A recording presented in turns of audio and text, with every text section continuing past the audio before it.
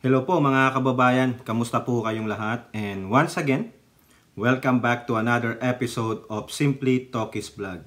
So, eto tayo mga kababayan, continuous tayong magbibigay ng ating opinion at reaction sa mga maiinit na balita at issue sa ating bansa. No? Kahapon, ang dami pong kaganapan dyan, ang daming Senate hearing, at the same time, meron din pong mga House of Representative hearing, lalong-lalo na yung sa Gentleman's Agreement, tinatalakay po yan sa lower house, at yung Congress TV din nila, ganun din po ang tinatalakay. At actually, naglabas na sila ng decision nila tungkol dun sa ethics resolution tungkol kay Pantaleon Alvarez. No? Mukha naman lang parang pinagalitan lang. No, na pinalusot nila yon kasi pag yon ginawa nila ng isang hindi magandang desisyon na hindi pabor kay Alvarez, tiyak yan magwawala yung mga dedeshet, no? At doon naman sa Senado, no, ay ito pong embattled mayor ng Banban, si Mayor Alex Gu, no? Nakakaawa yung babae na yan, ano? Grabe mga kababayan. Ayaw pa kasi umamin. Pinagpipilitan, no? Pinanood ko po yon yung almost 4 hours, no? Mahigit 4 hours na ni Risa Hontiveros, no? I-separate content natin yan. Kasi itong una nating content, it's all about the kudita. Nakudita po yung dating Senate President na si Zubiri. At ayun nga po, itong mga hindi kaalyado ng Pangulo, yung mga dedeshet, no?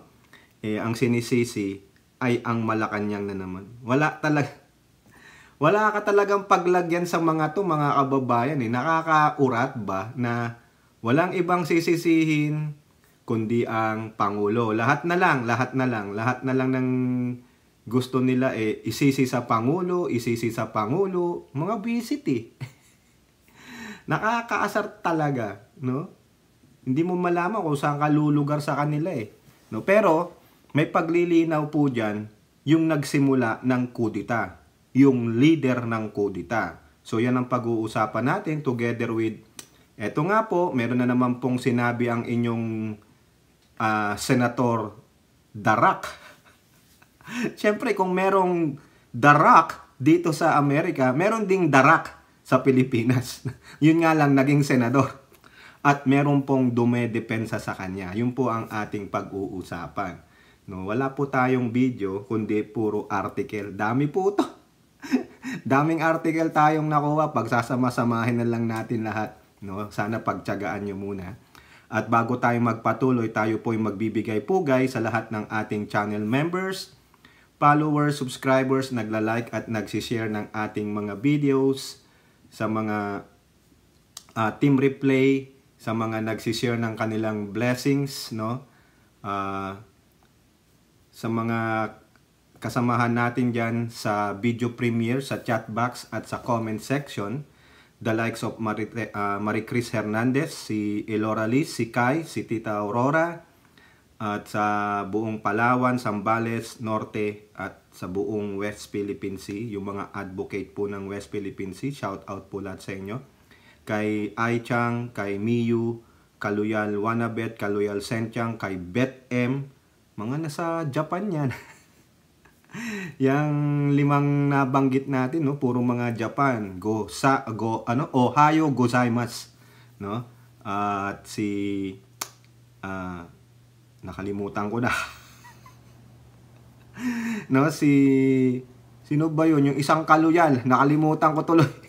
Si Alex Andrade, si Maritel T, Priscilla Acepcion, si Rebecca Lagmay, Ninita Umali, Nilda Arceo, si isang kaluyal, pasensya ka na, taga Hong Kong, sino ka man.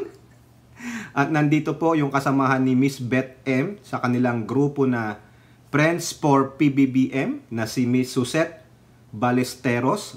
Shout out po sa inyo. At sa grupo nyong Friends for PBBM. Nako, napakasaya niyan. Sana pumunta po kayo, manood po kayo ng ating premiere. Pagpasensyahan nyo na kung di po tayo nakakapag-live, pagtyagaan nyo na rin o di kaya mag-video reply na lang po kayo. Salamat po sa walang sawan yung suporta sa mga PBBM supporters, loyalists, vloggers, influencers. And nandyan si RN 2 Cents, si Ilocana Kana, si Carclea, si Hattori, si Mohamed, Danny Reynado, si sino pa ba? Ang dami nyo, no? Saka tong mga nandito sa aking listahan na si Malditang Lola, Mami Lou Parker, Jean Jagers, Virgie Pamposa, Simply Jenny, Honesto Patala, Lozana Nerpio, Ludi Pamilar, si Berna Villapuerte, Marilyn Dapeña, si Girlis Mascarenas, Marilu Delpin, and Linda Lim. So meron pong ditong message sa akin si Mama Lou Parker na sinabi niya, meron siyang nirekomenda, no? Nirekomenda niya yung channel natin na isa ko palang kababayan sa Gapo. Taga Bahak-Bahak po siya na si Miss pasensya na, ang labo na talaga ng mata ko. Anong pangalan niyo po? Ernalita Chua. So yung Chua po, familiar yan sa amin, sa lugar namin. Pero hindi ko alam kasi dalawa po ang Bahak-Bahak eh.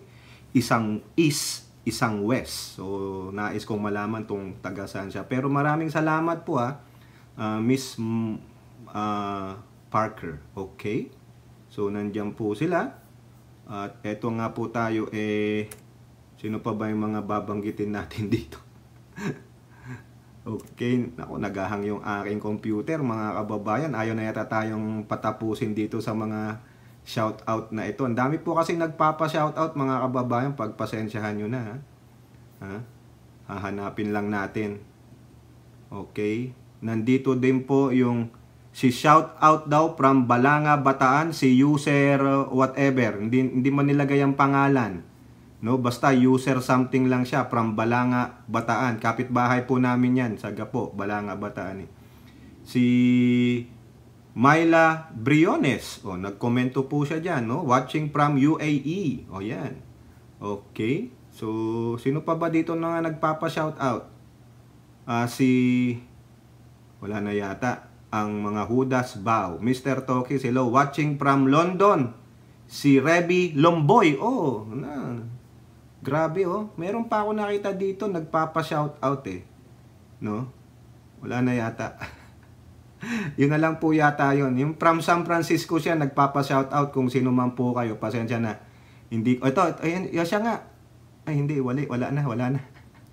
Pasensya na kung hindi na kayo ma-shoutout. Okay? So, ayun po, tuloy na natin ito. Unang article natin from Politico, no? Planado pala, mga kababayan. Itong ginawa na kudita o pagti-take over ni Chis Escudero, planado po to. Sabi niya, ayan, no? Planado na kudita. Chis Escudero confirms launching bid to unseat Mig Zubiri. Yan. Escudero said he started making calls as early as Thursday, May 16, so that he could rise to the Senate presidency this week before the Siniday adjournment, no? Magsi-Siniday break kasi sila. Actually, nag-Siniday break na yung yung House Wednesday. Inaprubahan nga nila in the last reading, third reading yata, no? O final reading yung divorce bill, no? Kung maaprubahan niya nila, ipo-forward siguro sa Senado. Kung magka-agreehan sa Senado, it will make a bill and then it will be forwarded to the desk of the President. It's up to the President to veto or sign that bill. Pag na-sign yan, pwede na kayong mag-diborsyo. Okay? Escudero made the slip about his ouster plan even though he earlier denied knowing about the move to elect him Senate President. Actually, hindi ko alam kung saan niya nalaman na Wednesday. Kasi Thursday pa lang, may kinausap ako. Yun. Diba? May 21. He was referring to his predecessor Zubiri's claim that he first got wind of the plot to unseat him last Wednesday. So hindi ko alam kung sino yung Wednesday. Thursday lang ako nagtanong at nagpasya. Escudero said he was able to get the simple majority needed to grab the Senate presidency Sunday night. Ayun nga. Kasi sabi nga nila, di ba? Sabi ni Villanueva, nakaalyado ni Zubiri, Saturday night nga, nag-ano pa kami, nag-dinner pa kami. Tapos sabi ni Zubiri, meron daw 3 na Sabi, ang suporta namin nasa iyo. Nung Sunday, hindi niya na matawagan. So, yun na pala, nagka-agreehan na pala itong mga grupo ni Escudero noong Sunday night. That's why, yung mga tawag sa kanila ni Zubiri, wala na. Denied na. Or sin lang, hindi sinagot. But the new Senate leader denied plotting the move with Speaker Martin Romualdez. So, ayan, hindi naman daw pula totoo. Ito pa, he also denied Malacanang either through President Ferdinand Marcos Jr. himself or the First Lady picked him to replace Zubiri. Walang pakialam ang Kamara sa leadership change at gayon din mga komite ng Senado. Wala ring pakialam ang Senado sa leadership at mga komite ng Kamara. Co-equal branch yan. Tama naman siya. He was able to gather support because of several senators concerned with Zubiri's leadership. So, parang yung tanong natin kahapon sa previous vlog natin na ano ba ang pinakadahilan ni Escudero, bakit siya nagkudita, basta ganun, kudita, nakalimutan ko yung word, renegade ba yun? Renegade o whatever, no? Nawawala tayo. Na may mental block tayo, parang si, Mayor Alice Gu. Your Honor, hindi ko na po maalala. Doon sa separate content natin kay Mayor Alice Gu, meron na naman siyang word of the day kahapon sa Senado. When I say sinimulan kong makipag-usap, marami naman at that time na may mga agam-agam. Ayon. I'd rather focus on the unity of the Senate than focus on what divided us to begin with. Hindi naman kada eleksyon bubuksan mo yung balota ng kada butante para makita kung sino talaga ang binoto niya. Sa dulo, ang importante, nagpasya ang mayorya. Huwag na natin ungkatin yung mga sugat na yon so we can move on faster. So, ito, sa simula, hindi mo talaga ito maiiwasan. No? Alam din to ni Chis Escudero. Hindi mo maiwasan yan because you created yung ganyan, yung pagkukudita, yung ouster plot. No? Siyempre, yung loyal kay Zubiri, tulad nung 6, ayan po, no? Yung 6 na yan, they will still be loyal to the former Senate President. Siguro, ayun talaga ang kanilang sinasabi nga ni Bato na nagkaroon kami ng Forge Alliance. No? Talagang may mga paninindigan, may prinsipyo. Parang yung 15 rin, ewan ko. Siguro kinumbinsi nila, siguro sila yung sinasabi ni Escudero na may agam-agam. They are concerned with Zubiri's leadership. Kasi yung minority, si Coco Pimentel, saka si Risa Hontiveros, walang pakialam yun. Minority nga sila. Only the majority has a problem. Yun ang mahirap, di ba? So, ito pa lang si Chis Escudero ang nagplano nito, no? Ang nag-endorse lang sa kanya, ano yan? Scripted na yan. Kasi nung 19, usap-usap na sila, tapos na ang buto-buto, luto na. So sino ang magi-endorse sa akin sa plenary? Di ba si Cayetano? Mga batang Duterte yan. Tuwang-tuwa nga daw po yung yung kamukha ni sino ba yung attorney dyan? Yung dating nasa radyo. Ayun, alam nyo na yun. Yung pumunta pa dun sa after rally nung Sara movement. Resign, di ba? Tuwang-tuwa daw siya kasi yung majority ng Senado ngayon ay puro PDP. Mga bata daw ni Digong. Ayun. So, ibig sabihin, hindi pala si Pangulong hindi pala si Pangulong Marcos ang may kinalaman diyan. 'Di ba? O bakit yung ini-insinuate ng mga ibang DD shit, yung mga despicable supporter ng Duterte, may kinalaman daw si Pangulong Marcos o si First Lady Lisa? Wala naman. Sinabi ni Chis, wala. Hindi nga sila nagkauusap. Pero ang pagkakalam ko, itong si Escudero saka si Pangulong Marcos ay childhood friend yan.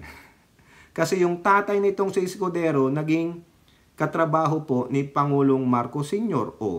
Pero sinabi ni Chis, wala hindi kami nag-usap. Di ba?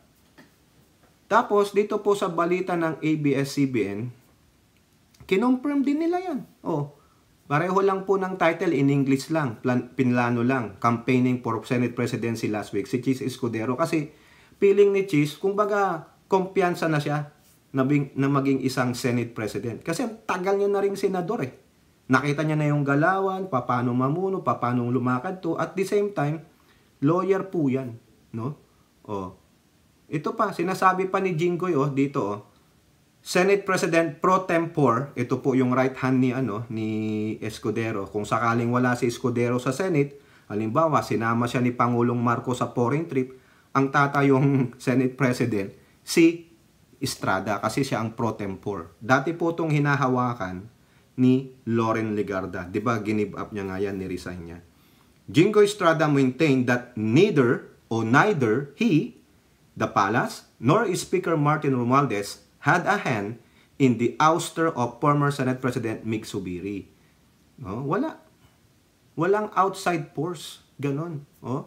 Kaya, wag yung mga tarantadong mga, alam nyo na, mga paglaro ang pag-iisip, na lahat na lang ng problema, lahat na lang nangyayaring di maganda sa mga Dutertes o whatever, ay ibabaling kay Pangulong Bongbong Marcos. Ito pa sabi ni Francis Tolentino, Duterte din to, di ba? PDP din yan. Senate Majority Leader Francis Tolentino said claims that Malacanang had a role in the change of Senate leadership have yet to be proven. Wala. Ano ngayon ang dinadaldal ng mga ibang mga dedeset dyan? Wala lang. Para lang masisi ang Pangulong Marcos o si Ninang Lisa, ilagay lalo sa mga kaisipan ng mga bobo nilang mga followers na talagang may kinalaman ng Malacanang. Nananahimik nga Malacanang. Ayun ang hindi nakakaintindi ng sinasabi niyong co-equal. Co-equal branch of government. No? Parang pare-pareho lang na kayo ng ranggo. Pare-pareho kayong private. Yun nga lang, may maa-assign na, ikaw muna ang ano dyan. Kung sabay-sabay kayo, dapat may tatayo in case of what, ikaw ang maging leader. Ganyan din. Ang presidente ang commander-in-chief ng bansa. Huwag mo lang pakikialaman yung trabaho nito at decision nito. Huwag mo pakikialaman yung trabaho nito at ganun din ikaw. Ganun lang yan. Even though they have co-equal branch of government, they have different function. But, still, the president is the president. Di ba? Hindi naman nagbibigay ng SONA ang Senate President o ang Speaker of the House who's giving a SONA o yung State of the Nation Address. Di ba ang presidente? Ang pinupunto natin dito mga kababayan is walang kinalaman ang Malacanang. Sabi nga ni Jinggoy, walang outside force, including the Speaker of the House, para sa ouster plot o tanggalin si former Senate President Mig Zubiri. It's all about the majority. No? Kasi tanggalin nyo na yung dalawa na minority, hindi sila kasama sa decision. Sabi nga ni Pimentel, wala kaming pakialam dyan. Kahit na sino pang Senate President, nasa minority pa rin kami. Yun lang. So therefore, this 22 yan no? Yung 6 o yung 7, including former Senate President Zubiri, loyal yan. So therefore, yung humiwalay, yung 15, hindi na masaya sa pamumuno ni Mig Zubiri. Kayo, sa palagay ninyo. Diba? Maski na ako, kung tatanungin lang on the basis of the LEDAC bills. LEDAC bills. Yung sinasabi po ni Professor Tonton, sa kanya yon, no? Yung kay Cynthia Villar. Ang inaano ko, the LEDAC bills. Ang dami pong LEDAC bills na tinapos na ng lower house na ipinorward pa yan nung bago mag-Senate adjournment nung December. Pinorward na sa Senate. Nag-Senate adjournment nung Lenten season, wala pa rin nangyari. No, saka may mga videos kasi nagso-surface na parang itong si Zubiri is insensitive doon sa kalagayan ni Bong Revilla. Siguro napanood nyo na yan sa mga favorite vlogger influencer nyo, di ba? Sinasabi niya, are you in a coma? Anong sagot ni Bong Revilla? Wala namang bastusan pare, di ba? Kasi nakakagigil naman yon. Coma ka ba? Mali yung sagot, mali yung tanong ni Zubiri. It is very disrespectful. Kita mong buhay na buhay yung tao. Ano ba yung coma? Do you understand what you're talking about? Di ba? Coma is you're in a life support. You are only breathing by using an apparatus. Di ba? Hindi. Kita mo yung kinakausap mo, nakakapagsalita, nakaupo, gumagalaw. That is very disrespectful yun. Kaya nagalit si Bong Revilla, sabi niya, pare, nagbabastusan na dito . 'Di ba? Kung pwede nga lang, baka nagkaupa ka na yun. Martial artist din naman si Subiri. O, di ba? Arnis yun eh. Magaling sa arnis si Subiri. O, kaya, yung mga ganong words niya is not, presidentiable. What ko sinabing presidentiable? Kasi Senate President siya eh. You have to look to the welfare. Mali yung pakikitungo mo eh. Di ba? Nasaktan yung tao. Kasi sabi, palagay mo sa akin, patay na. Di ba na operan sa Achilles? Masakit yung Achilles na yan. Achilles heel nga yan eh. Hindi ka makalakad dyan, hindi ka makamove dyan. Masakit yan. Di ba? Even though hindi ko pa na yan, pero based on the report sa mga sports, mga players, no? Pag yan ang tinamaan, it will destroy your career. Di ba? Kasi since na-tear na, napunit na, nag-heal nga yan, pero you will be in precautious mode. Kasi mamaya ma-tear na naman kasi nasugat na eh, napunit na ulit eh. Ganun lang 'yan. Parang isang wound na gumaling, tapos kalaunan bigla mo na namang naunat o what, bukas na naman. Ganun. Insensitive si Subiri. Kaya ganyan. Tapos may Pidea-Leaks pa. Ewan ko kung anong mangyari doon. Kasi dito, ang sinasabi ni Escudero, they will fix the chairmanship kasi marami pong nag-give up, mostly those 6. Give up nila yung kanilang chairmanship. So they have to fix that. And also, kino-confirm ni Escudero na mananatili si De La Rosa bilang chairman ng yung Public Order and Dangerous Drugs. Pero pinalalahanan niya si Bato o si Darak. Na kung itutuloy niya yung motu proprio niya, instead of motu proprio, file a resolution. Mag-file ka na ng resolution kasi ang motu proprio, kiniklear niya lang ulit, ang motu proprio investigation ay ginagawa lamang in times when the chamber o yung Senado is in recess and there is a pressing issue. One time lang. Ang sabi ni Bato, hindi siya nakakaalam, talagang bobo eh. No? Binibigyan mo na nga ng pointers, but they're not listening because they don't read the law. Kasi nga hindi mga abogado. May mga advisors namang sila. Bakit hindi kayo makinig dun sa abogado na alam mismo ang batas? 'Di ba? Ang sabi ni Badun dun sa press conference niya, I will continue it. Bakit? May nasasabi bang rules na bawal ituloy ang motu proprio? But, sinasabi na ng Senate President, paulit-ulit yan, sinabi niya niyan sa second Senate hearing mo ng motu proprio ng Pidea-Leaks that it is only used in emergency cases. Pag naka-recess ang Senado at may emergency yan, we will tackle up. Once lang. And then after magbukas ang Senado, then you can file a resolution. Yan ang gusto ni Senate President Escudero. Gawin mo sa tamang proseso kasi people think, simula nung sinabi yan ni Escudero nung second hearing mo ng motu proprio, people already got an idea just like me that, hey, you're not doing it the right way. You're wasting taxpayers' money. And the way the Pidea-Leaks investigation is, nagsanga-sangay. And he is overcome by the resource person. Tapos nagpapadala pa siya sa emosyon niya, di ba? Tapusin niya na yan. Kung ayaw mong tapusin, and then you just file resolution in aid of your freaking legislation. Di ba? So, punto natin, dahil sa agam-agam, they're not really competent now, yung trust nila and confidence nila sa pamumuno ni Subiri, kaya yung 15 tumiwalag. Except si Bato, after convincing him na ganito, mamaya malalaman ninyo, no, yung paliwanag, bakit siya napunta ng majority. No? Kaya, ayaw na sa pamumuno ni Subiri. No? Agam-agam na sila, hindi nila nakikita na the Senate will be in good hands with Subiri's pagtitimon. At the same time, nagkaroon ng lamat yung ugnayan ng lower and upper house. So probably, si Escudero, maano niya yan, mapix niya. No? Ito nga po, ito pa, no? Sa ABS-CBN ulit, sabi lang ni Escudero, Marcos did not know about Senate shake-up until it was over. So di ba nung Lunes yan, sabi niya walang alam ang Pangulo dito. Kasi ang Pangulo nandun siya sa Dumaguete, at Bacolod. Di ba nagbibigay nga sila ng mga tulong, lalo na yung sa mga ARBs, yung mga magsasaka na binigyan ng titulo ng kanilang mga lupa. Nung pagbalik niya, doon niya lang na-find out na it's done.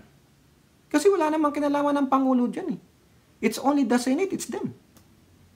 Di ba sabi nga natin, co-equal branch of government. So, what the F the President care about their affairs? Unless it matters the national security, probably doon lang papasok ang desisyon ng Pangulo. If that involves national security, kasi it will involve the whole country. Kung may kagugluhan na dyan sa Senado, di ba? Hindi natin alam. O papasok ang desisyon ng Pangulo dyan. Pero sila naman, nagkodita lang naman sila, no? Para patalsikin yung isang Senate President. Di ba? Tapos, ang sabi dyan, ayan po, nagbigay ng inaccept ni Pangulong Bongbong Marcos, He expressed his congratulatory message, no? Ano magagawa pa ng presidente? Tapos na. 'Di ba? Parang yung si Robin lang 'yan, 'di ba? Nung naghahanap pa sila ng isang membro para sa senatorial slate, mukhang na blindsided ang Pangulo ni Sara, pinasok si Robin. Naalala niyo yung interview na 'yon? Parang hindi po kumbinsido ang Pangulo. Pero wala na siyang magagawa kasi ginawa ng partner niya. He is trusting her partner na si Sara, itok-itok ang nag-decide. Di ba? Nanalo. Number 1 senator pa. Yung huling pinasok, siya pa ang nanguna. Kumbaga totoo yun. The last will be the first. And the first will be the last. Hindi nakapasok. Di ba? So yun lang. Walang instruction na galing sa Pangulo. Walang instruction na galing kay FL. Walang instruction na galing sa Malacanang. So yung mga nag-i-insinuate diyan na may kinalaman ang ating mahal na Pangulo o ang ating First Lady o si Speaker, di patunayan nyo na lang. No? Mga senador na nag-regate, regate, tama ba yun, Hattori? O yung mga tumiwalag sa grupo ni Subiri ang nagpapatunay. No? Sila ang batikusin nyo ng batikusin. Huwag ang Pangulo. Dahil ang Pangulo nananahimik, nagtatrabaho, namimigay ng tulong sa mga kapwa natin mga Pilipino, ginagawa nyo ng kwento. Mga animal kayo eh. Di ba? Malaking po ito. Malaking trabaho ito ni Senate President Chis Escudero because of those 6 willingly gave up or resigned their chairmanship. Kailangan niyang ngayon yan, i-reshuffle yan. Sabi niya nga dito, everyone should have a committee and they expressed yesterday, Subiri expressed to me their desire to have committees and to work and not have any committees, which I wholly agreed with. Kailangan naman talaga namin ng katulong. There are over 45 committees. If I'm not mistaken, 24 lang kami. So therefore, kung 45 yan, so 24, may sobrang 21, probably meron dyan isa, may 2 o 3. It's up to them. Kasi I think the Senate President cannot have a chairmanship no? Tapos may mga yung tulad nung yung sila Coco Pimentel na parang they can be in anywhere's committee. Ganon. I think kasi tinitignan ko yung chairmanship ni Risa Hontiveros sa Women's Equality and Family. Dun sa baba, nakalimutan ko po yung Pasensya na po mga Your Honors di ko na po maalala. Alam nyo naman, no? Now, after those brouhaha, ito po nangyari. Tingnan nyo po yung larawan na yan. Yan po ay galing kay Ninang Lisa sa kanyang Instagram, no? Pasensya na po, Ninang. No, alam ko, galit na galit ka na sa akin kasi tinatawag kitang Ninang, maski na hindi naman kita Ninang. Pasensya na po. Ayan po, ninenok ko po yan sa inyong Twitter account or TikTok account. Lisa Marcos have a nice time with senators and their spouses. No? So dito po, ito pong mga senator na to, ito po yung mga pumirma na maging Senate President, si Escudero. 13 po sila dyan. Sino po ang nawawala sa picture na yan? Wala po dyan yung ate ng bayan ninyo at si Darak. Siguro, ito lang po ang aking opinion. Si Darak, naku, lumilindol na naman po yata mga kababayan. Na ano ako dun, ang lakas. Hindi ba lindol yun? Kasi po pag merong dumaraan ng mga eroplano, lalo na yung mga C-130, gumaganon yung bahay namin. Tapos kung may sasakyan titigil dyan, kasi may stop sign dyan, three-way stop. Bigla maririnig mo na lang, parang guguho yung bahay namin. Nasa ano po kasi kami, fault line kami dito sa Bali, kaya lalo na yung papunta ng yung Palm Spring. Malapit lang po kami papuntang Palm Spring, 2 hours. Ay, hindi, malayo rin pala, 2 hours. No, yung Indio, Coachella, sino po yung mga nakarinig ng Coachella, yan yung mga may Coachella party dyan. Ako, ang daming mga celebrities dyan. Pero hindi pa po ako iniimbitahan eh. Kasi hindi daw ako celebrity. Di ba, Ai-chan? Ang kulitin. Hindi, malapit lang po kami sa Coachella. No? Tapos yung Cabazon Outlet, 2 hours din yan. Kasi malapit na lang yan sa Palm Spring. Lahat kami dito, nasa desert yan, mainit. Pero kami po ay nasa fault line. No? Kaya nung 2 consecutive days, patuloy po kaming nililindol. Yung pinakamalakas sa Salton Sea, 4.3 na yanig kami. Kakata. Mas gustuhin ko na nga lang na umulan ng konti, no? Tama, pero yung lindol eh, talagang din. Natakot. Ito po, pabalik tayo dito. Si Senator Darak, ay, Bato. Asensya naman, Senator Bato ha.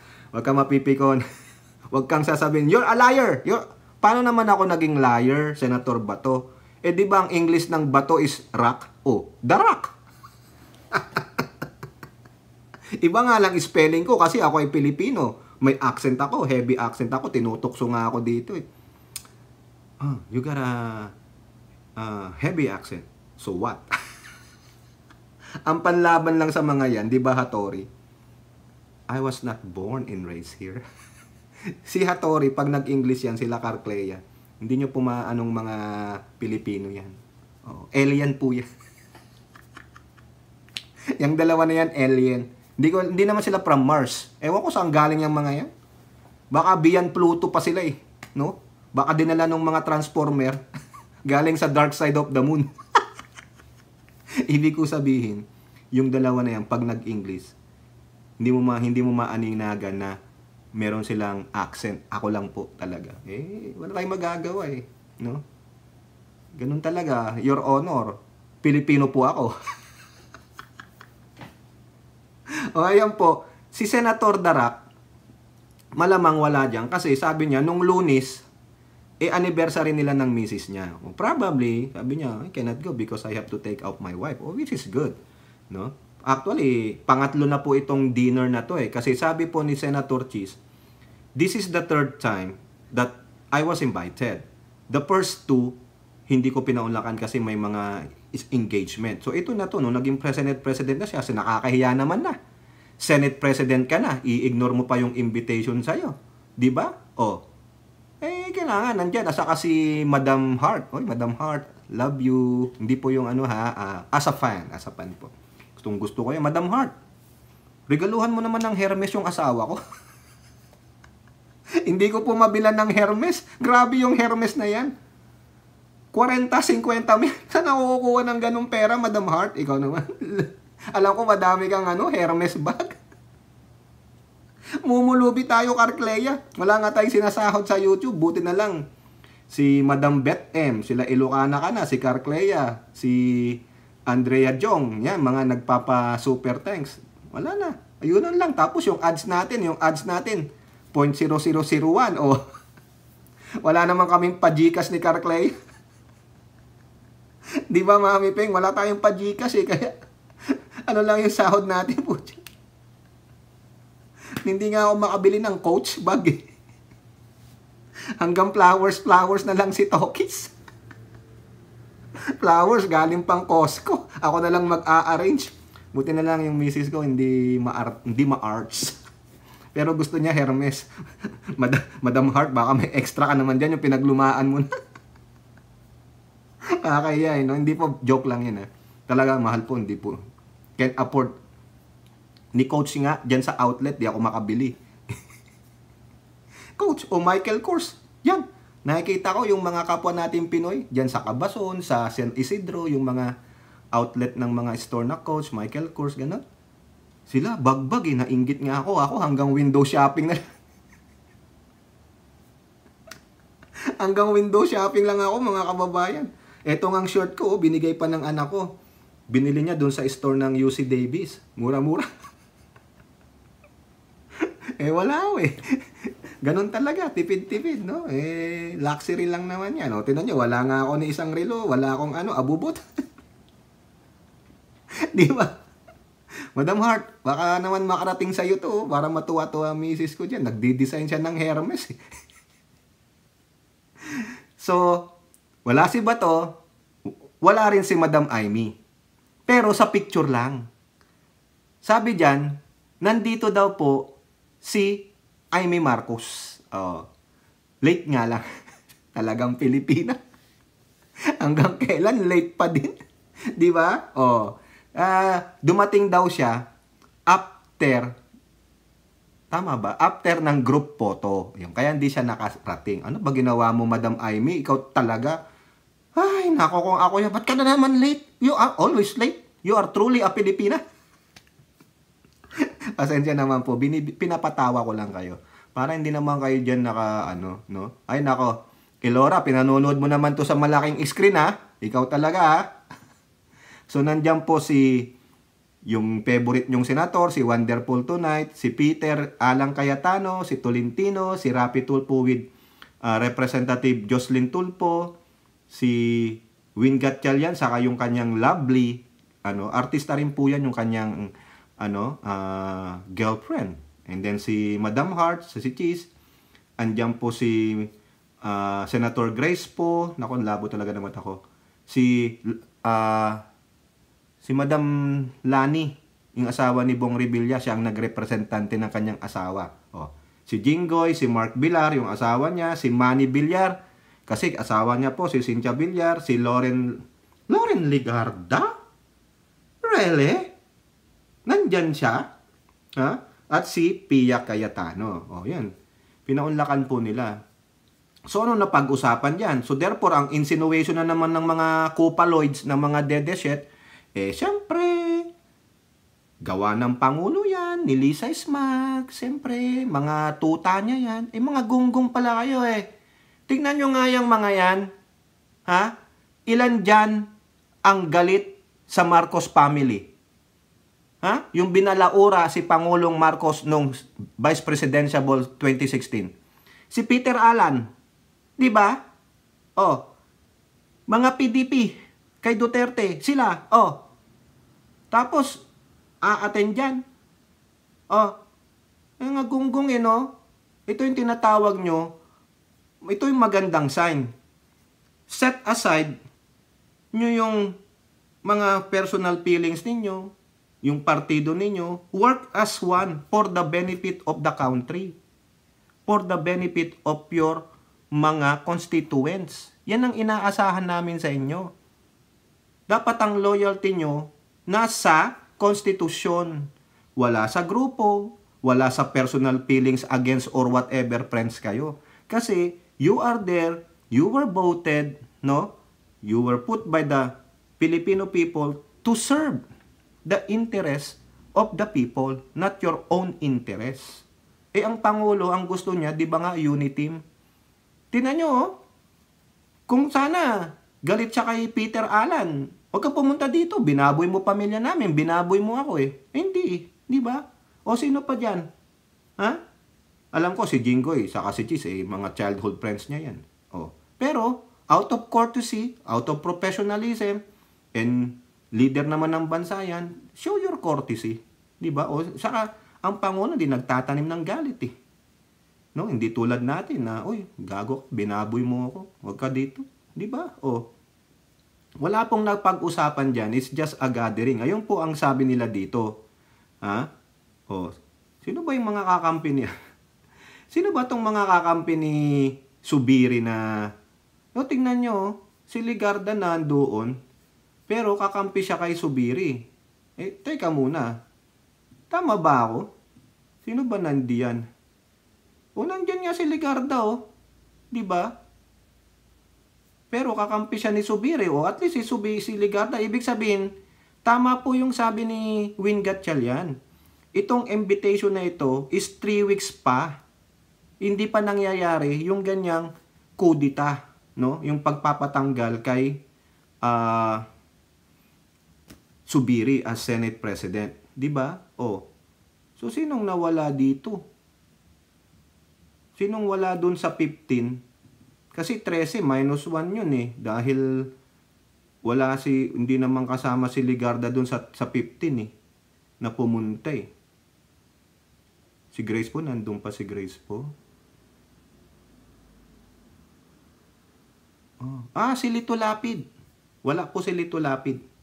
Si Lito Lapid, parte nung 15. So wala din siya sa picture. No? So actually, doon sa 15, ang hindi nakapunta si Lito Lapid at si Bato. Kasi wala po sa picture si Madam Amy. Tapos si Loren Legarda, kasama siya dun sa 6 kay Mig Subiri, umattend siya. So therefore, hindi ito yung, oy, ginawa namin to ganto. Hindi, social event lang yan. No? Hindi po totoo na ganito. Ang napagsabi lang dito, ang nag-usap, si Madam Cynthia Villar at ang Pangulo, silang dalawa lang, probably on the rice tariffication law, nagka-agreehan naman sila. Sa akin po, no, segue tayo, sa rice tariffication law, ako po, kung pwede pong i-amend yan, no, Madam Cynthia, read carefully kung ano man po yung isasuggest ng ating mga lower house na mga officials, kung maganda po para sa bayan. No? Kasi ang sinasaan lang naman doon is isa sa pagkakaalam ko na dapat ibalik sa control ng National Food Authority yung pagpo-purchase ng mga rice o yung pag-aangkat. Sa kanila sila dapat ang mag-set ng control diyan. Give back the powers to the NFA. Kasi mukhang nawala po yun sa rice tariffication law eh. Ang nangyari, parang ang DA magsiset lang ng ganitong amount for importation and then it will be distributed to the mga distributors. O, halimbawa ako, distributor A, ganitong metric tons lang ang sayo, distributed B, ganito hanggang mapulfill nyo yung quota na sinet. Pero walang control ang NFA. So, ang nangyari, sabi nga ni Manny Piñol, doon lumabas yung mga cartel because the cartels are now controlling the price of per kilo ng bigas or the price of the commodity na ini-import tulad ng mga sibuyas o whatever ano pang commodities ang ini-import natin. So which is very good. Payag ako dun. Kasi isa sa mga ng rice tariffication law, may benefits po ang mga magsasaka natin eh. Hindi ko lang po kasi nababasa pa yung ng full context ng rice tariffication law. Pero base po kay Madam Cynthia Villar, meron silang certain percentage, 20% of that kita nung whatever, mapupunta po sa pondo ng mga magsasaka and they are equally distributed. So may pondo sila. May nakukuhang benepisyong magsasaka. But the problem is, sometimes nagsasuffer din ang magsasaka kasi gawa nitong middleman at yung mga cartel. 'Di ba ang farm grade price napakababa tapos pagdating sa market price napakamahal. Halimbawa, ang farm gate price ng 1 kilong bigas, sasabihin lang natin, 10 piso. Pero binili ng magsasaka yung binhi, yung mga whatever, gumasto sila ng 50. Lugi naman. 'Di ba? Tapos binili ng mura, itong middleman, pagdating doon sa yung mga magbibinta, siyempre, bibenta nila ng kikita tong middleman.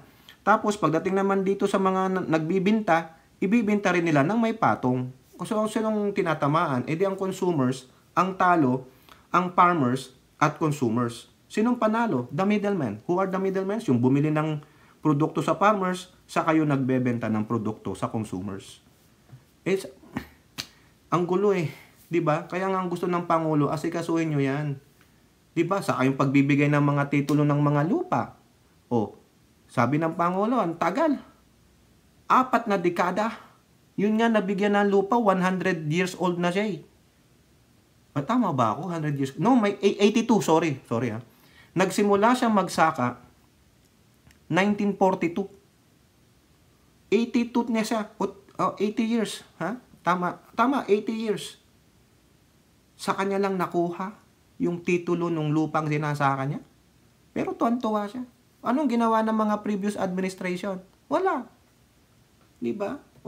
Kaya hopefully nagkausap sila.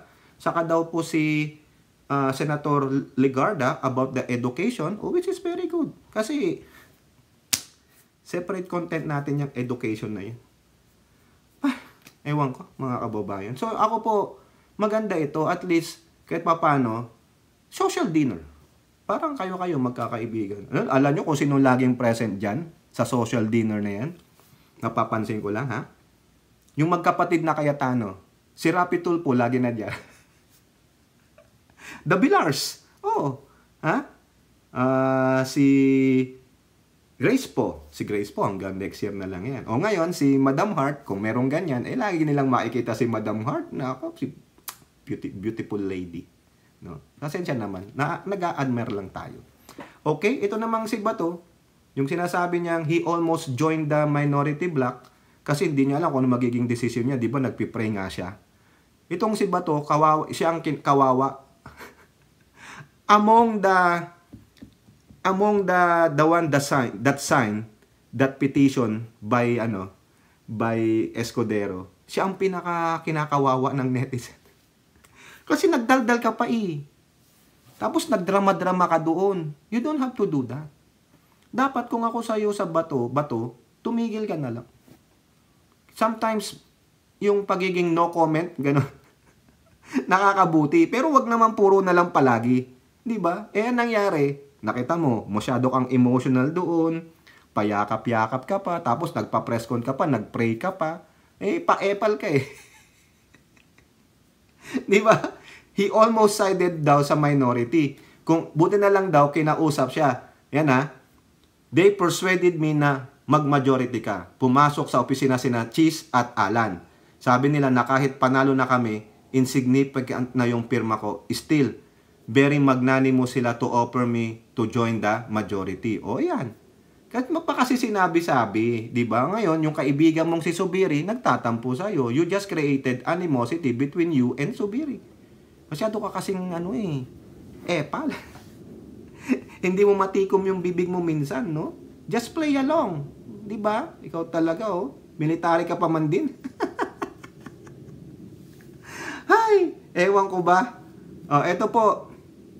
May sinabi na naman siya, latest sa GMA News Online. Bato, Artista Group, rekindled ouster move versus Zubiri. Tandaan nyo yung sinabi niya, Artista Group daw ang may mga pakana nitong ouster plot kay Zubiri.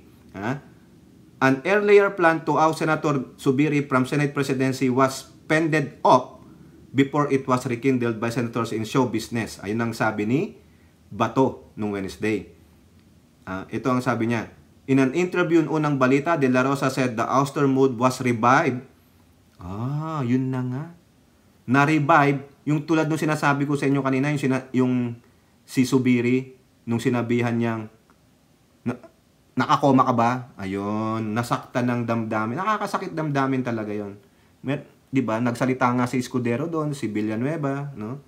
Etong quote, wala pa yung PDEA leaks investigation, nandyan na yun. Panahon ni Senator Jinggoy. Si Senator Jinggoy ang gustong ikudita si Senator Migs, but we were successful in pending off that kudita.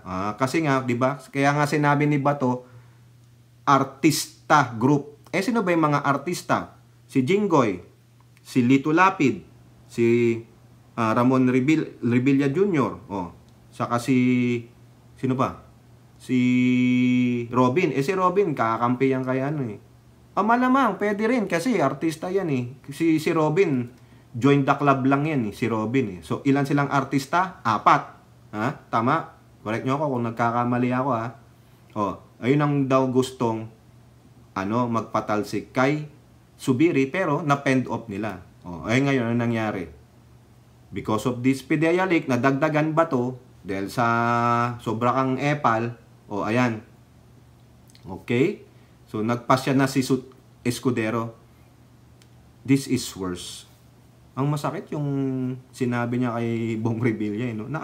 But are you in a coma? Wrong choice of word.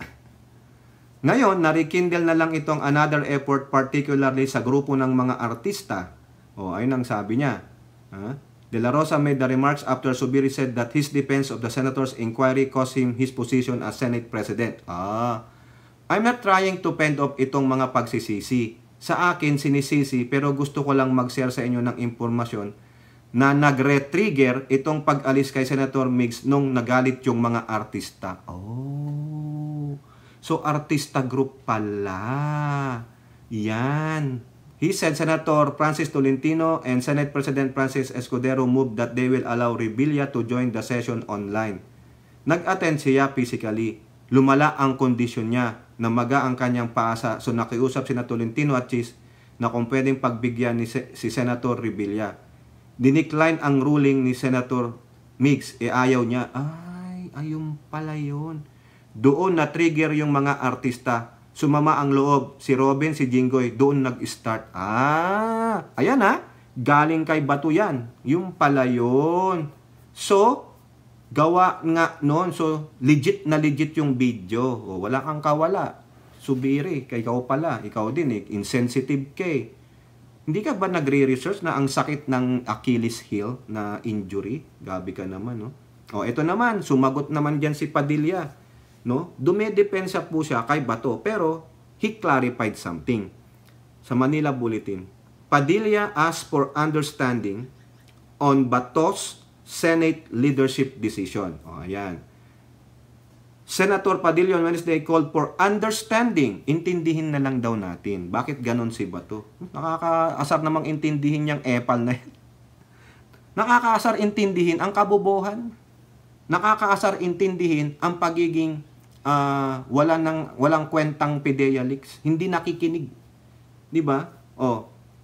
Bakit daw siya pumunta doon? Kasi to join the PDP party in supporting the change in the Senate. Itong nakakaasar dito. Tingnan nyo Padilla, who is acting president of PDP, said De La Rosa followed their party's position to have a unified vote on issues. Yun. Basta, desisyon ng partido, pero iba sa iyong paniniwala, you go with the party. Your loyalty is with the party. Yan. Ang hinihingi namin, wag naman masyadong. Kawawa naman si Bato kasi walang kasalanan si Bato. Si Bato ay sumunod lang sa partido. Ayun, sunod-sunuran pala sa partido si Bato. Walang sariling pagpapasya. Sana maintindihan natin na meron pa sa Pilipinas na mga taong partido politikal na talagang sama-sama. Yun nga. Hindi kayo para sa bansang Pilipinas. Para lang kayo sa partido ninyo. Yan. Padilla thus clarified that it was not the so-called artista bloc that moved to replace Senator Juan Miguel Zubiri. Yan yung sinasabi ni Bato Na-trigger daw kayo di ba? Nilaglag ka ng sarili mong kapartido. He stressed he has no problem with Zubiri being Senate President. Huwag ka nang magkaila. Di ba? Huwag nang magkaila. Sinabi na ni Bato Di ba? Damage control na naman tayo Sa aming block, di pwedeng maghiwa-hiwalay. Kung anong boto ng isa, yan boto ng lahat. Kaya, nang kinausap namin si Bato, wala siyang magawa. Wala. Talaga Naka-tie up ka sa partido That's how it is. No? Wala. Ang loyalty mo sa partido, kaya kahit na anong gusto mong pagdidesisyon, nagdidesisyon ka ng tama, pero sabi ng partido, hindi na ang gagawin natin, wala. Diba? That's how it goes. Kailangan mamili siya. Kanyang partido o matatawag nating pakikisama kay Migs Zubiri. Ayun. Halata na.